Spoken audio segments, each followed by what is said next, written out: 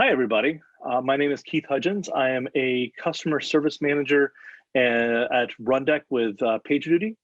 I have been in the industry for quite a long time, 20-something years, kind of done a little bit of everything. I've built development teams, written software, run servers, all the way up to building automated deployment systems for bare metal clouds, and teaching people how to run ops and write run books and keep their servers going when things are going sideways for them. So let's get started. So this talk centers around a story. When you're doing demos and talking about concepts, I find it a lot easier to if you have a story or an object to follow. So let me introduce you to Alice. Alice is an engineer that works on the ops team at her company, and she's hoping to have a night out with friends tonight. She's also on call. Part of the problem when you're on call is things go sideways and you have to interrupt your plans and you have to be prepared. So she's got her laptop packed in her backpack. She knows that she can tether to her phone and log into company systems for wherever she's going to be. But we're hoping that doesn't have to happen. We also have a villain of this story. This is Alice's database server. It runs databases for her legacy applications. These apps have a really high SLA. They're serving a manufacturing line. They're actually running the operational software that everybody needs to manage their supply management, and including actually some control machinery on a manufacturing line, but it's a single point of failure. It's a legacy application. All of the folks who have worked on this application are no longer with the company, and they really can't do a lot of bug fixing or anything in the software. So they have to rely on operational management to keep things alive and running. They do have plans on upgrading, building a replacement for this system. It's actually in the works with a separate dev team.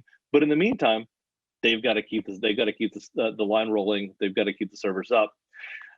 They also know kind of the failure modes of the system. It is a legacy system. They've been running it for several years, Alice and her entire team. And so when it falls over, most of the time they know what's going to happen.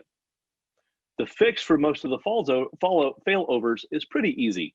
The interruptions to the day, whether it's during the workday, whether it's in the evening, doesn't really matter. Those interruptions are definitely annoying. So Alice has worked up a pretty awesome canned script that cleans up the database, makes sure that it can restart successfully and get back into working order pretty quickly. Scripts worked really well for years, although there's a couple of failure modes where when the database does fail, somebody has to actually log into the servers and make sure that some manual tasks can be run. You still have to log in and run the script though. So what's going to happen to Alice? Is she going to get paid? Does she get to enjoy her dinner out with friends? We know it's going to break. This is a demo, of course. So what's going to happen and how is she going to handle it? Let's talk about some strategy. So at Rundeck, we like to turn mean time to resolution into nice time to resolution. The goal of Rundeck and all of the products that we integrate with is to automate everything that we possibly can.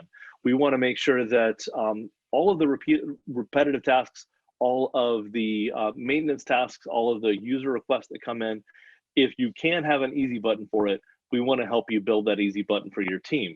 So we've got a strategy on how to automate all these things. The first thing we're going to do is we're going to start with the easy fixes.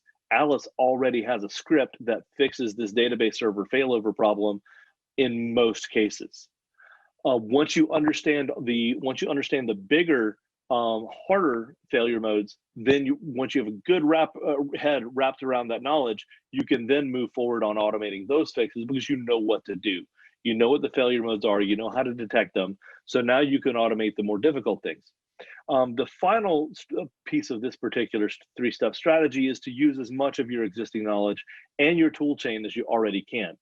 You really don't want to have to install an entirely new tool set just to gain automation if it's going to take months or years to really learn how to use all of these new tools well. It's better to actually chain together the tools that you're already using to move forward with your automated operations. So get a little bit of detail in the strategy, the first thing you want to do is you want to find your low-hanging fruit. You want to find the easy things to fix that have the highest impact. So this particular graph is what we call our crawl, walk, and run graph. So what you want to do is take a look at this graph and figure out the tasks and the things that you do in your day-to-day operations. You want to start automating the simple things. Those are the easiest things to go. The order in which you pick the simple things to operate on is you want to pick from high impact stuff, go down to the low impact stuff first before you move forward to the more sophisticated tasks. So in this case, we have a database restart. It's actually a bit more complicated than a simple thing, so it's a little bit more complicated, but Alice has already made that easy with her script. So it's on this particular chart, you're looking at about halfway up the high impact to no impact, but it's still going to be really, really simple and easy for them to operate. The more complicated your tasks, the longer it takes to build the automation for, the longer it takes to check the error modes and the edge cases and all of the things that you need to do to make sure that your automation is satisfactory. So you want to hit the easy things first, and then walk your way into being able to run with the more difficult tasks. But when you're dealing with mean time to resolve situations, you want to take like a 45-minute MTTR and you want to cut it down to minutes, maybe even seconds, which hopefully we can show you in just a little bit. So what you do is track your MTTR. All of you ops managers know exactly what we're talking about. Figure out how to cut out any kind of manual steps involved, and automation is exactly the way to do that. So what we're going to do is take a deeper look at how Alice actually does enjoy her evening. How is she going to do this? How is she going to get to go out with friends on a night that's on call, and when she's on call, and be ready to resolve anything that comes up? So let's take a look at our operational setup. This is a bit of a really, really high-level, lightweight network diagram and operational flow diagram to give you an idea of what's going on. So the cloud on the bottom right, that is actually the company's cloud deployment. It's very simplified, but it's calling out the relevant bits that we need here. So we've got our troublemaker, the database, sitting there in that cloud deployment, as well as the stack of applications that help manage our production line, as well as Rundeck, sitting inside, co-located in your environment behind your firewall so that it can reach out, log into, and manage those systems.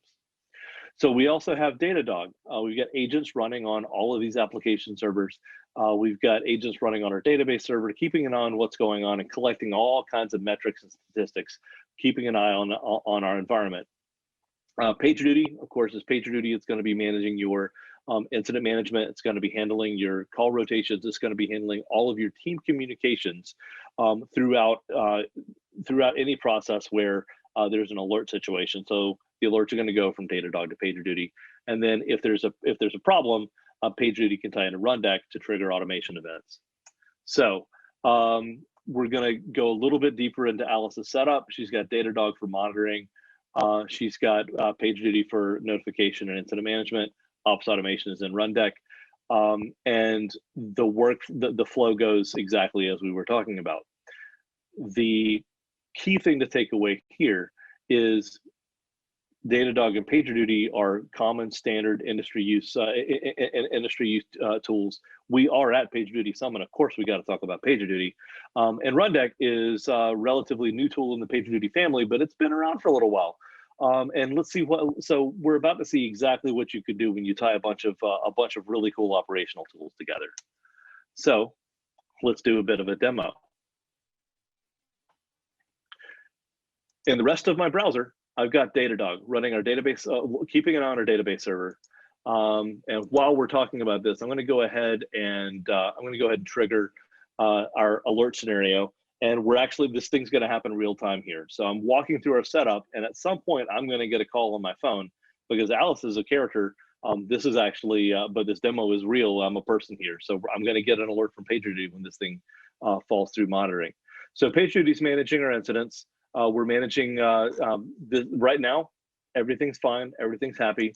And then on the Rundeck side of things, we have a project with a couple of automated jobs running. So most of these jobs are kind of some diagnostic stuff. And then we have this critical thing, the safe database restart job, which we can trigger from PagerDuty when our incident failure happens, so that we can clean up the database server, make sure that everything restarts successfully, and then finally do some sanity checking once the database comes back up to actually guarantee that the database is actually running. Uh-oh, here we go. Now we have our notes from PagerDuty. So I'm going to acknowledge it on my phone. I also have the PagerDuty app on my phone, and I can do what I'm about to do in the app, but I can't really record that easily in this demo. So we're going to do that here. So I'm going to reload PagerDuty real quick, and now we're going to see our incident. It's already acknowledged because I did that on my phone, and MySQL is now down. So what we're going to do is tab over here to PagerDuty, and I'm going to run an action. So I'm going to click into our incident here, and I've configured a custom action that will tie PagerDuty to Rundeck via webhook. So PagerDuty is going to send Rundeck all of the information we know about this particular incident. It's just a big giant JSON blob of information that we can parse out in PagerDuty. Parse out in Rundeck, figure out the information that we need from that, and be able to now run the automation. So if you notice, this thing already switched over to resolved in just a couple of seconds. So we're going to go to our activity log in Rundeck, where we can see that the most recent restart job happened. And so we're going to click into this just to kind of get a view of exactly what we did. So at the start of the trigger, we're going to fall through a chain of actions. If any one of these chain of actions fails, the entire automation is going to stop exactly where it is. We have some error handlers in this script that will then update PagerDuty with the information that, hey, our remediation failed. You need to resolve this manually. But what we're doing is checking the status of our database, making sure that it isn't actually down, because we don't want to start doing a bunch of corrective actions if the database really is running, if this is a false alert. Then we're going to let PagerDuty know. We're going to phone back home into PagerDuty from Rundeck and update our incident to let the incident in PagerDuty know, hey, we're actually doing some automated actions on here, so that as this automation is falling through, it's easier to diagnose remotely on your phone, like what broke, where it broke, so that you can, if you need to remote in through your laptop, you can. In this case, we don't have to, so we're finally going to do some sanity checking. We're going to do a port check, make sure that the database comes fully back up, and then we're going to actually run a SQL query directly into the database to confirm that, yes, we're actually, that the database is actually up. Check that known query against expected results. It's all clean and good. So then we're going to finally update this incident in PagerDuty and then resolve it.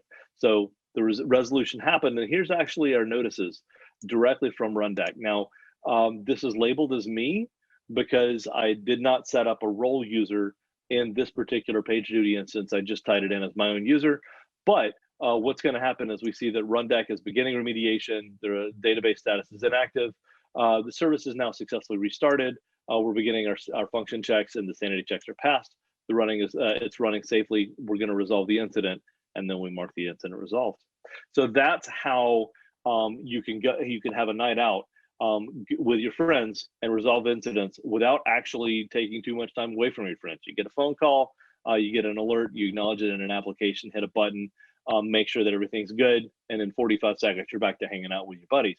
From an ops management perspective, think about the amount of time that you just saved here. You get an alert, you acknowledge it. Now you have to actually drag out your laptop if you have it with you, or get to a computer that you can then log into your environment, get through your VPN, log into the server, check the status, run your script. This takes 5, 10, 15 minutes, sometimes 45 minutes if that person is not near any equipment that they can use to resolve this thing. In this case, it's 45 seconds. So it's a pretty heavy mean time to resolution, and these are actually real numbers that our customers see. So if you have any questions going further, my name is Keith Hudgens. You can contact me via email, keith@rundeck.com or keith@pagerduty.com. They both go to the same inbox. And I'm here with questions whenever you need.